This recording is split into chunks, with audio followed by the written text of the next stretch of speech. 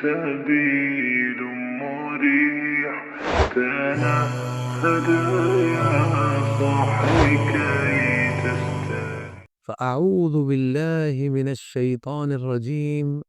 بسم الله الرحمن الرحيم.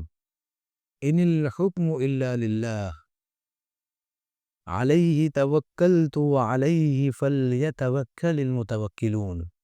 صدق الله مولانا العظيم وصدق رسوله النبی الامین الحلیم العطوف الکریم. تندے پاک کا نذرانہ پیش کرے پڑھے باواز زبان اللہم صلی علی سیدنا و مولانا محمد وعلى آل سیدنا و مولانا محمد بارک وسلم صلاة و سلام علیک یا رسول اللہ صلی اللہ تعالی علیک وسلم. توکل کسے کہتے ہیں؟ اللہ کی ذات پر بھروسہ رکھنے کو توکل کہا جاتا ہے. ہمارے ہاں یہ غلط فہمی بہت عام ہے کہ صرف اور صرف اللہ کی ذات پہ بھروسہ کرنے کو ہی توکل کہتے ہیں، جبکہ توکل صرف اسے نہیں کہتے بلکہ توکل کہتے ہیں کہ اسباب کو بروئے کار لایا جائے. جو اسباب ہیں، سورسز ہیں، ان کو بروئے کار لایا جائے اور اس کے بعد اللہ کی ذات پر بھروسہ ہو. یعنی اللہ کی ذات پر بھی بھروسہ ہو کہ وہی میرے کام بنائے گا، اور ساتھ ہی ساتھ اسباب کو بھی بروئے کار لانا ہے، دوڑ بھاگ بھی کرنی ہے، محنت بھی کرنی ہے. یہ اصل میں توکل ہے. لیکن ہمارے ہاں غلط فہمی ہے کہ توکل کا مطلب یہ ہوتا ہے کہ میں کام کاج چھوڑ کر بیٹھ جاؤں اور اللہ سے امید رکھوں کہ وہ میرے گھر میں اناج بھیجے گا. یہ توکل غلط فہمی کا شکار ہے، اور ایسے لوگ غلط فہمی کا شکار ہے. آپ کو محنت ضرور کرنی ہے. اللہ تبارک و تعالی ارشاد فرماتا ہے ان الحکم الا للہ، حکم سارا کا سارا اللہ کے لیے ہے. علیہ توکلت، اور میں اسی پر بھروسہ میں نے کیا. فلیتوکل المتوکلون، تو ہر بھروسہ کرنے والے کو اس پر بھروسہ کرنا چاہیے، اللہ کی ذات پر. یقیناً اس کے بغیر بھروسے کے تو ہم کام کر ہی نہیں سکتے، سوال ہی نہیں اٹھتا. لیکن کام کرنا کیوں ضروری ہے؟ کیونکہ اس نے کہا ہے. اس پر بھروسہ کرنا ضروری ہے کیونکہ وہیں سے سب کچھ ہوتا ہے. ان الحکم الا للہ. لیکن پھر کام کرنا کیوں ضروری ہے؟ کام کرنا اس لیے ضروری ہے کہ اس نے کہا ہے. ایک بہت چھوٹا سا جملہ ہے، خذ الاسباب کأنہا کل شیء وَلَوْ وَتَوَكَّلْ عَلَى اللَّهِ كَأَنَّ الْأَسْبَابَ لَا شَيْء. کہا کہ اسباب کو لے لو، اسباب کو بروئے کار لاؤ. جس وقت اسباب کو بروئے کار لاؤ تو سمجھ جاؤ کہ اسباب ہی سب کچھ ہے. اور جب اللہ کی ذات پہ بھروسہ رکھو اور توکل کرو تو یہ سوچ دو کہ اسباب کوئی شے نہیں ہے، اسباب کا کوئی رول نہیں ہے. صرف اللہ تبارک و تعالی ہی میرے کام کاج کو بڑھا سکتا ہے اور مجھے ترقی دے سکتا ہے. اسباب جب آپ کے پاس ہو تو یہ سمجھ لے کہ اسباب ہی سب کچھ ہے. اور جب اللہ کی ذات پہ بھروسہ رکھے، توکل کرے، تو یہ مان لے کہ اسباب کوئی شے نہیں. مثال کے طور پر آپ یہاں سے یو پی جانا چاہتے ہیں. اب جانے کے لیے ظاہر سی بات ہے اللہ کی ذات پہ توکل تو ضروری ہے کہ اللہ ہی بھیج سکتا ہے اور تو کوئی بھیج نہیں سکتا ہے. لیکن آپ ٹکٹ بناتے ہیں. یہ ٹکٹ بنانا، سامان تیار کرنا، ساتھ میں کچھ اور لوگوں کو بھی لینا تاکہ ساتھی ہو جائیں، یہ سارا کیا ہے؟ اسباب ہے. انہی اسباب کی بنیاد پر آپ آگے جانا چاہتے ہیں. لیکن انٹینشن کیا ہے؟ جب ٹکٹ بن جاتی ہے اس کے باوجود ساری چیزیں تیار ہو جاتی ہے، کچھ نہ کچھ ایسی رکاوٹ آ جاتی ہے کہ 2 سے 3 دن کے لیے گاڑی لیٹ ہو جاتی ہے، ڈیلے کر دیا جاتا ہے اس کا ٹائم. تو اب بتائیے یہ کہاں سے ہو گیا؟ تو جو سارا کچھ اسباب کو سمجھتے ہیں ان کو اس وقت سمجھنا چاہیے میں نے تو سب کچھ کر لیا تھا، پھر کیوں میری گاڑی ڈیلے ہو گئی؟ تو اس وقت پتہ چلتا ہے نہیں، ان الحکم الا للہ، اللہ ہی کے لیے سارے حکم ہیں. وہ چاہے تو گاڑی چلا دے، چاہے تو روک دے. بات سمجھ گئے؟ اب دوسری چیز، ہمیں جانا ہے یو پی اور ہم نے ٹکٹ نہیں بنایا، سامان بھی ریڈی نہیں کیا، کچھ بھی تیاری نہیں ہے. ہم نے کہا ہم تو مومن ہیں، متوکل علی اللہ ہے، اللہ کی ذات پر بھروسہ ہے، لہٰذا ہم کو اللہ بھیج دے گا. بتائیے وہ جائے گا؟ نہیں جائے گا. کیوں؟ اس کی وجہ یہ ہے کہ جو اس نے سمجھا تھا وہ غلط سمجھا تھا کہ صرف اللہ کی ذات پر بھروسہ کرنے سے اس کا کام چل جائے گا. اس لیے کیونکہ جس ذات پر وہ بھروسہ کر رہا ہے اسی کا حکم ہے اسباب کو بروئے کار لاؤ، اسی کا حکم ہے. یعنی آپ ذرا سوچئے کہ اللہ کے نبی صلی اللہ علیہ وسلم پیارے نبی معراج میں گئے، کس طرح گئے؟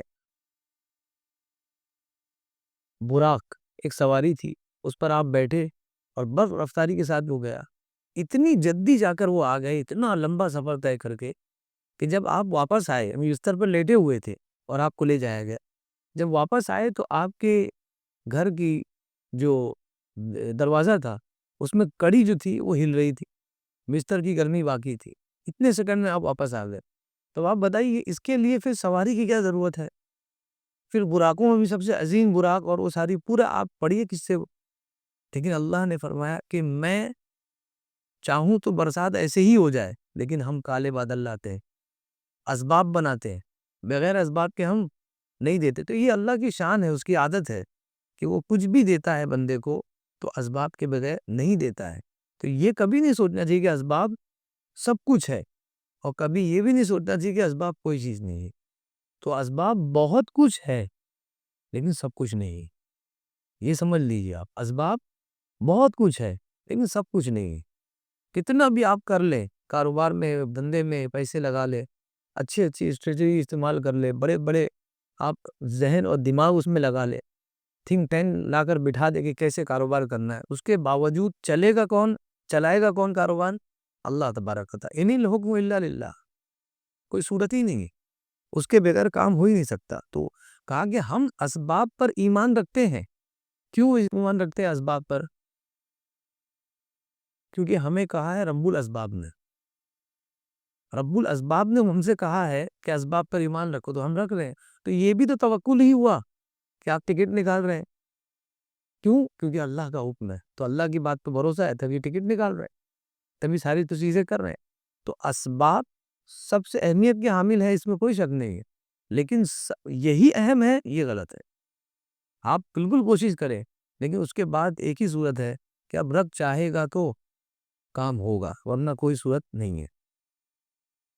دو لوگ ہیں جو مچھلی کا شکار کرنے کے لیے نکل رہے، دونوں کے ہاتھ میں ایک ڈنڈی ہے اور اس میں گن لگی ہوئی ہے. دونوں شکاری ہے اور دونوں بیٹھ جاتے ہیں. ایک بندہ آدھے گھنٹے کے اندر ایک مچھلی مار لیتا ہے، اور دوسرا بندہ یہ ہے کہ وہ 2 گھنٹے ہو گئے ابھی تک ایک مچھلی نہیں آئی.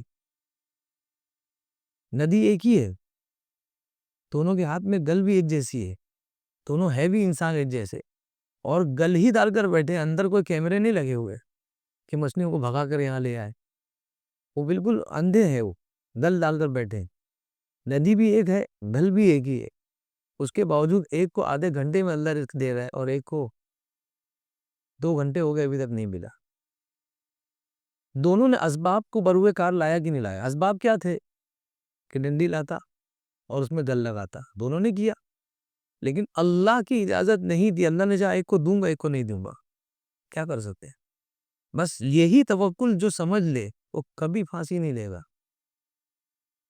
جب ہمارے یہاں یہی مسئلہ ہے نا، سینئر جونیئر کا جو جھگڑا ہے وہ دنیا دار اداروں سے لے کر دیندار اداروں تک چل رہا ہے. سینئر جونیئر کا جھگڑا کہ ہمارا جونیئر اور ہم سے آگے چلا گیا. ارے بھائی، جو محنت آپ نے کی تھی، آپ کا کہنا ہے میں اتنی محنت کیا، میں وہیں کی وہیں، اور یہ میرے سامنے کل کا لڑکا آیا اور آج آگے چلا گیا. بھائی جو محنت آپ نے کی تھی وہ بھی وہی کیا، لیکن اس کو مچھلی جلدی ملی اور آپ ابھی تک بیٹھے ہوئے. تو اس میں کس کا گناہ ہے؟ اس کا گناہ ہے. لیکن آپ اس سے حسد کر رہے، آپ اس سے پریشان ہے کہ اتنی آگے کیسے چلا گیا. بس یہی مسئلہ ہے. جب بندہ توکل کرنے سے پہلے سمجھے تو صحیح توکل ہے کیا. جب سمجھے گا تبھی وہ آسانی سے نکل جائے گا. اللہ کے رسول صلی اللہ علیہ وسلم ارشاد فرماتے ہیں، اب ہمارا توکل بھی کیسا ہے کہ اسباب کو تو بروئے کار لے آئے، لیکن اللہ کی ذات پہ جو بھروسہ ہونا چاہیے، جس طرح کا جو حق ہے بھروسہ کرنے کا، وہ نہیں کر پاتے. فرمایا لو انکم تتوکلون علی اللہ حق توکلہ، کہا کہ اگر تم لوگ اللہ پر ایسے ہی بھروسہ کرو جیسا کہ بھروسہ کرنے کا حق ہے، یعنی بھروسہ کرنے کا جو حق ہے وہ ادا کر دو اس کی ذات پر بھروسہ کرنے میں، کہ اندھا دھن ہو جاؤ تو بس میرا رب ہی کرے گا جو کرے گا۔ یعنی اب بھروسے کا مطلب یہ کیا ہے میں بتاؤں آپ کو، آپ نے ٹکٹ بنا لی، میں وہی مثال دوں گا تاکہ آسانی ہے۔ اب آپ کیا سوچ رہے ہیں، گاڑی چلے گی نہیں جب تک کہ اس کا حکم نہیں ہوگا، لیکن اگر گاڑی صحیح میں نہیں چلی تو آپ کا چہرہ مرجھا جاتا ہے، یہ توکل نہیں ہے۔ توکل دونوں سائیڈ ہونا چاہیے، آپ پہلے سے سوچ کے رکھو چل بھی سکتی ہے نہیں بھی چل سکتی ہے، چلی تو میرے مولا کی مرضی اور نہیں چلی تو اس کی مرضی، تو اس میں ہمیں منہ کیوں بگاڑنا ہے؟ تو جب توکل ہے تو آپ پریشان کیوں ہیں؟ نہیں چلی آپ سمجھ جائے کہ آگے کچھ مسئلہ ہے، اس کی وجہ سے اللہ نے مجھے بچا لیا، بس یہ سوچئے، یہی توکل ہے۔ فرمایا کہ اگر حق ادا کریں توکل کا آپ لوگ تو کیا کہا، لَرَزَقَكُمْ كَمَا يَرْزُقُ الطَّيْرُ تَغْدُو خِمَاسًا وَتَرُوحُ بِطَانًا، تو اللہ تبارک و تعالیٰ تمہیں پرندوں کی طرح رزق دے گا، جس طرح پرندوں کو رزق دیتا ہے اس طرح تمہیں دے گا۔ کس طرح کہ پرندے صبح سویرے اپنے گھونسلے سے پرواز بھرتے ہیں، اور جب پرواز بھرتے ہیں صبح ان کا پیٹ خالی ہوتا ہے، اور جب وہ شام میں لوٹتے ہیں ان کا پیٹ بھرا ہوتا ہے۔ یہ اللہ تبارک و تعالیٰ کی شان ہے۔ اللہ کے رسول ارشاد فرما رہے ہیں کہ اس طرح ہم رزق دیں گے، بس توکل کا حق ادا کرو۔ آپ کام پر نکلیے، کمائی ہوگی نہیں ہوگی وہ سوچ کر بستر میں مت سوئیے کہ آج تو سنڈے، آج تو اتنا کوئی دھندا نہیں ہے۔ آپ اپنے کام پر نکلیے، آپ کا کام دوڑنا ہے۔ یعنی آپ ذرا سوچئے، سیدہ حاجرہ رضی اللہ تعالیٰ عنہ اپنے بیٹے حضرت اسماعیل کے لیے پانی تلاش کر رہی، کہاں پر؟ صفا مروہ، صفا مروہ، کتنے چکر؟ ایک عورت ذات، کوئی نہیں ہے ساتھ، کوئی آدم ذات نہیں، 7 چکر لگا رہی ہیں دھوپ میں۔ پانی کہاں سے نکلا؟ پانی کہاں سے آیا؟ آپ کے بیٹے حضرت اسماعیل جہاں لیٹے تھے ان کے پیروں کے پاس۔ اللہ نے کہا آپ دوڑ کر دکھاؤ، دینا ہمارا کام ہے، ہم آپ کے پاس پیروں کے نیچے سے نکال دیں گے، مگر آپ کا دوڑنا دیکھنا چاہتے ہیں، آپ کی کوشش، آپ کی محنت دیکھنا چاہتے ہیں، یہی تو کمال کی بات ہے۔ ایک صحابی رسول جب نکلے ہیں ہجرت کے ایام میں تو درمیان میں بہت بوڑھے تھے اور بہت بیمار تھے، درمیان میں ان کا انتقال ہونے لگا، تو آپ نے فوراً ایک ہاتھ ایسے کیا، دوسرا ہاتھ لے کر انہوں نے کہا کہ مولا میں یہ کہتا ہوں کہ میں نکل گیا تھا تیری راہ میں، لیکن راستے میں میری موت ہو رہی ہے اور میں پہنچ نہیں پایا، تو یہ ہجرت تو میری ادھوری رہ گئی، اور تیرا حکم تھا ہجرت کا اور میں تو آدھا ہی رہ گیا۔ ان کے بارے میں کہا گیا کہ اللہ تبارک و تعالیٰ نے تمہاری کوشش دیکھی، تم نکلے نا، ہجرت قبول ہے، تم نکلے اپنے قدموں کو باہر نکالا، بس قبول ہے، تم پہنچے نہیں پہنچے وہ کچھ نہیں ہے، تم یہاں آئے مسجد میں، تمہاری کمر میں درد ہے، تم سجدہ نہیں کر سکتے، مت کرو، وہ سجدہ ہی مانیں گے ہم، جو تم تھوڑا سا جھکے تھے وہ بھی ہمارے نزدیک سجدہ ہے۔ کمال کی بات ہے، یہ اللہ تبارک و تعالیٰ آپ سے کوشش چاہتا ہے، اور بندہ کوشش چھوڑ کے ہر کچھ چاہتا ہے، یہی کہانی ہے۔ حضرت عمر ابن الخطاب رضی اللہ تعالیٰ عنہ ایک شخص کے پاس گزرے، وہ شخص اونٹ چرانے والا تھا، اس کا اونٹ بیمار تھا، وہ دعا کر رہا ہے، اے میرے رب کریم میرے اونٹ کو شفا یابی عطا فرما، مرض سے شفا یاب فرما۔ حضرت عمر اس کے پاس گئے اور اس سے کہا کہ دعا بھی کرو اور کچھ دوا بھی کر لو۔ کیا حضرت عمر رضی اللہ تعالیٰ عنہ کو اس بات پہ یقین نہیں تھا کہ اگر دعا کرتے صرف تو اللہ تبارک و تعالیٰ شفا دے دیتا؟ یقیناً تھا، لیکن انہیں یہ بھی پتا تھا کہ توکل کا صرف یہی ایک پہلو نہیں ہے، بلکہ دوسرا پہلو یہ ہے کہ ہاتھ پیر ہلاؤ، حرکت کرو، محنت کرو، اس کے بعد اللہ کی بارگاہ میں دعا کرو، کیونکہ اللہ تبارک و تعالیٰ نے اسباب بنائے ہیں، وہ چاہتا ہے کہ ان اسباب کے تھرو تم میرے پاس آؤ۔ زندگی دینے والا کون ہے؟ اللہ تبارک و تعالیٰ۔ موت دینے والا اللہ تبارک و تعالیٰ، اور اسی زمین سے اس نے اناج اگائے جس کو کھا کر ہم زندہ رہتے ہیں۔ اب بتائیے کون زندگی دے رہا؟ ہم اگر نہ کھائے تو ماں باپ کیا بولتے، بیٹا مر جائے گا کھا لے، لیکن ہم اسے کھاتے کیوں ہیں؟ کیونکہ وہ زندگی دیتا ہے، زندگی تو اللہ دیتا ہے، تو ہم یہی کہتے ہیں ہم اسے اس لیے کھاتے ہیں کیونکہ اللہ نے ہماری زندگی کا ذریعہ اسے بنایا ہے۔ یعنی ہم اناج بھی اس لیے کھاتے ہیں کہ ہمارے رب کا حکم ہے، تو باقی چیزیں ہم کیسے اس کے برخلاف کر سکتے ہیں جب کھانا بھی ہم اسی کے حکم سے کھاتے ہیں۔ تو ڈاکٹر جو ہے نا وہ شفا نہیں دے سکتا ہے، ڈاکٹر صرف دوا دے سکتا ہے، شفا دینے والی ذات اللہ تبارک و تعالیٰ کی ہے، شفا دینے والی ذات صرف اللہ کی ہے، ڈاکٹر صرف آپ کو دوا دے سکتا ہے۔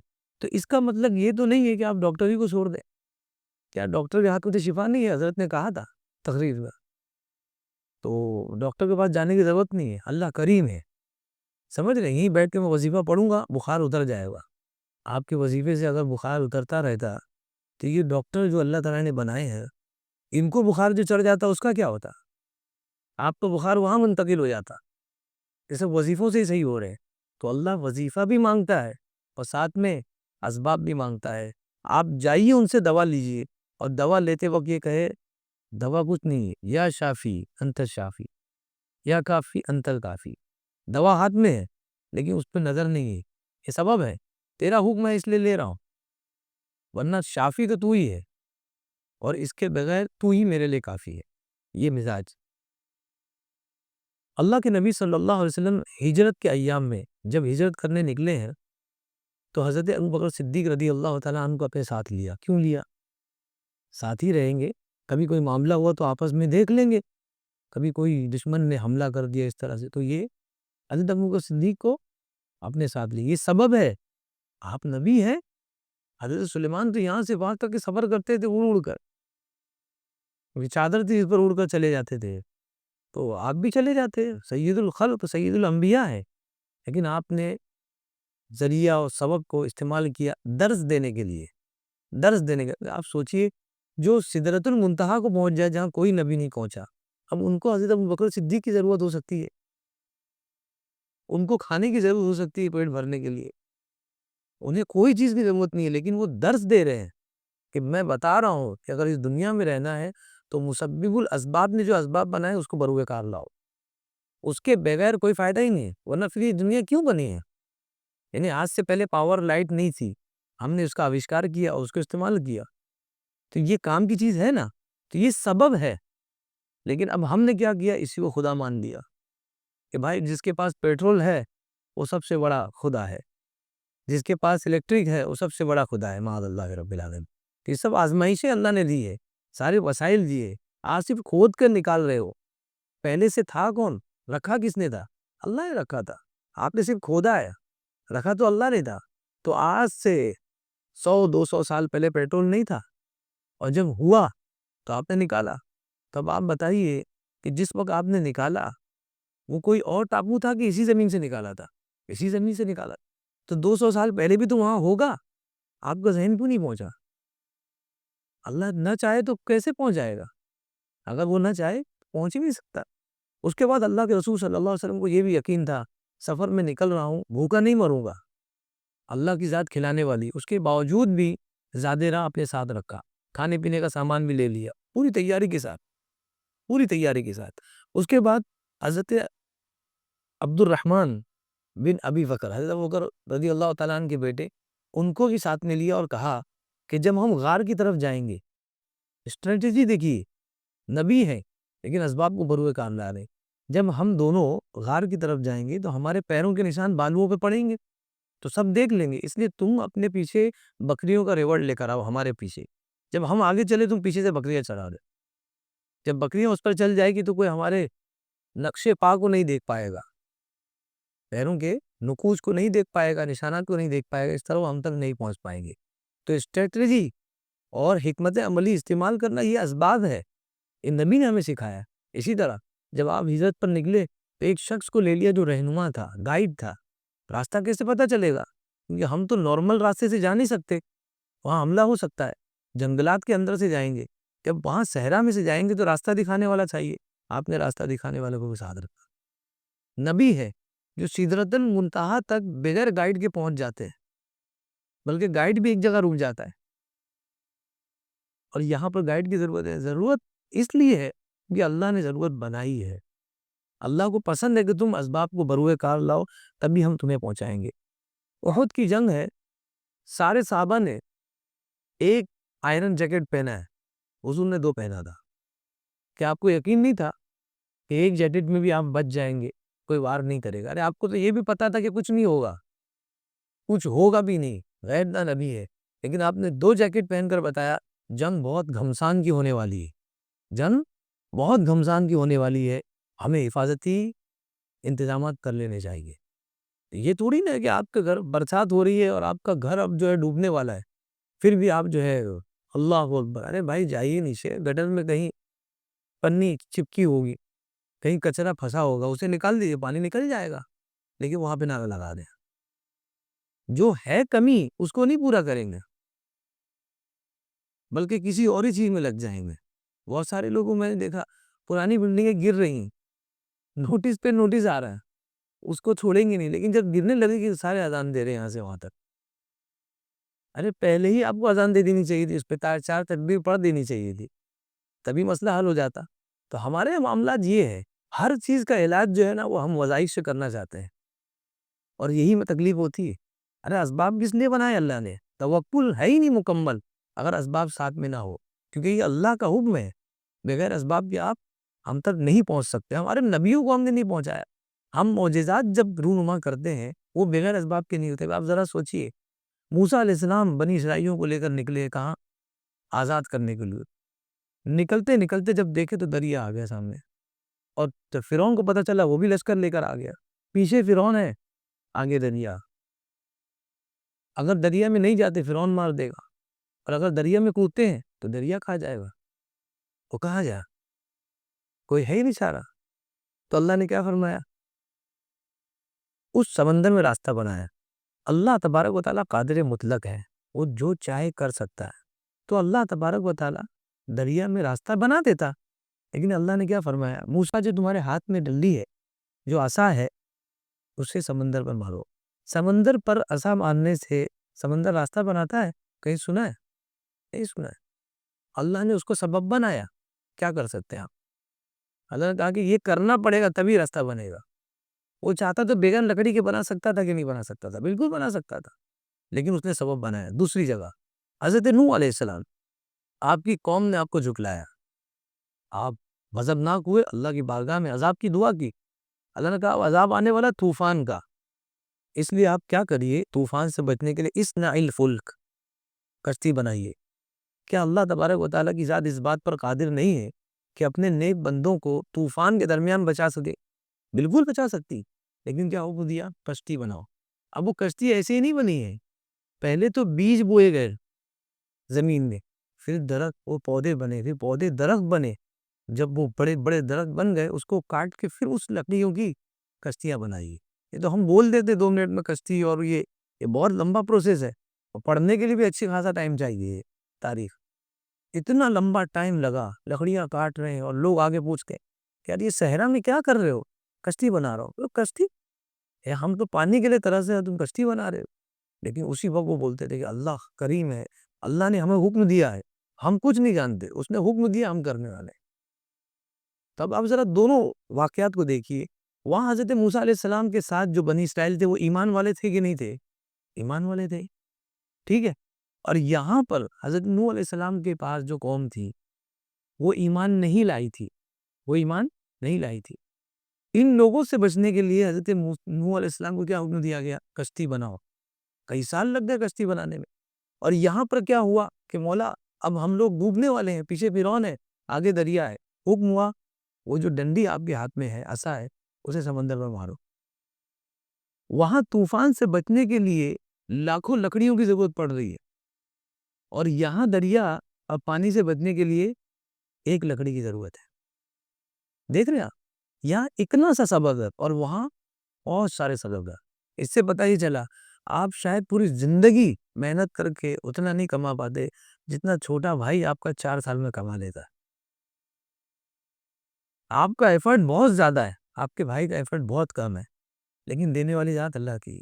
سمندر سے نوح علیہ السلام کو بھی بچایا گیا طوفان سے، اور اسی سمندر سے، اسی پانی سے حضرت موسیٰ اور ان کی قوم کو بھی بچایا گیا. لیکن دونوں میں ایفرٹ کتنا تھا؟ موسیٰ علیہ السلام کے یہاں صرف ایک عصا تھا جو سمندر میں مارا گیا، اور 12 راستے بنے، ایک راستہ نہیں بنا ہے، 12 راستہ. 12 قبیلے سے 12 راستے سے 12 قبیلے شان سے جا رہے تھے، اور وہاں پر صدیاں لگ گئی کشتیاں بنانے میں، اور اس کے بعد وہ طوفان سے نکل پائے. تو پتہ یہ چلا موسیٰ علیہ السلام کے ساتھ جو قوم تھی وہ کیا تھی؟ ایمان والی تھی. اور اس وقت ضرورت اس بات کی تھی کہ سمندر پھٹے، راستہ بنے. کیوں؟ کیونکہ اگر راستہ نہیں بنا فرعون کیا کرے گا؟ ان کو قتل کر دے گا. تو وہاں بچانا مقصود تھا ایمان والوں کو، وہاں ایمان والوں کو بچانا مقصود تھا. اور نوح علیہ السلام کے دور میں جو معاملہ ہوا، اتنا لمبا ٹائم لگا کشتی بنانے میں. کیوں؟ کیونکہ کشتی بناتے ہوئے بھی لوگ آتے تھے اور وہ تبلیغ کرتے تھے. تو وہاں قوم کو بچانا مقصود تھا، کفر سے بچانا مقصود تھا. اور یہاں کفر سے بچانا، بات سمجھ گئے؟ ان کو وہاں سے بچانا مقصود تھا، یہاں سے موسیٰ علیہ السلام سے، اور وہاں بتانا مقصود تھا کہ دین کیا ہے، خدا کیا ہے. تو موسیٰ علیہ السلام کو کیا بتانا بچانا تھا؟ اپنے قوم کو. اور نوح علیہ السلام کو کیا حکم دیا گیا کہ تم اسے بتاؤ کہ خدا کیا ہے. تو یہ پروسیس جب لمبا ہوتا ہے تو اللہ تبارک و تعالیٰ تمہیں کچھ بتانا چاہتا ہے، بس ہم اس کو سمجھ سکے تو سمجھ سکے. یہ پروسیس لمبا کیوں ہو رہا ہے؟ اتنی قابلیت میرے اندر ہے لیکن میں پیچھے ہوں. یہ کچھ نہ کچھ بتا، یہ اشارے ہیں اللہ کی جانب سے، بندہ اگر اس کو سمجھ جائے. اللہ کے رسول صلی اللہ علیہ وسلم ارشاد فرماتے ہیں فَإِنَّ حَقَّ اللَّهِ عَلَى الْعِبَادِ أَن يَعْبُدُوهُ وَلَا يُشْرِكُوا بِهِ شَيْئًا. بندوں پر اللہ کا حق ہے، بندوں پر اللہ کا یہ حق ہے کہ وہ اس کی عبادت کرے، اس کو خدا مانے، اور اس کی ذات میں کسی کو بھی شریک نہ ٹھہرائے. کہ خدا ہے، دوسرا بھی کوئی خدا نہیں، شریک بالکل نہ ٹھہرائے، شرک نہ کرے اور اس کی عبادت کرے.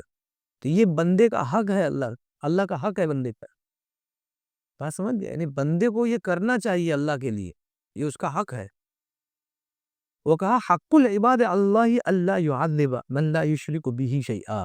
اور بندوں کا حق اللہ پر ہے، یہ اس کی شان ہے، ورنہ اس پر بھی اس کا حق ہے. لیکن اس نے کہا کہ بندوں پر اس کا حق ہے کہ جب بندے اس کی عبادت کرے اور کسی کو اس کی ذات میں شریک نہ کرے تو وہ ان پر عذاب نازل فرمائے، اس پر عذاب نازل نہیں کرے گا. آپ کاروبار کر رہے ہیں، اگر کاروبار ٹھپ ہو گیا آپ کے لیے عذاب ہے کہ نہیں؟ اور آپ یہ سوچیں گے کہ یار میں نے شرک کبھی کیا ہی نہیں، اللہ ہی کو ایک مانتا ہوں، پھر عذاب کیوں آیا؟ آپ کی شادی ہو گئی لیکن معاملات اتنے بگڑ گئے کہ آپ جدا ہو گئے دونوں، یہ عذاب ہے کہ نہیں ہے؟ آپ کو بچے نہیں ہو رہے، یہ عذاب ہے کہ نہیں ہے؟ آپ کے بچے ہیں لیکن نافرمان ہیں، عذاب ہے کہ نہیں ہے؟ آپ کے بچے بھی ہیں لیکن ایب نارمل ہے، عذاب ہے کہ نہیں ہے؟ آپ کا کوئی ساتھی نہیں ہے، عذاب ہے.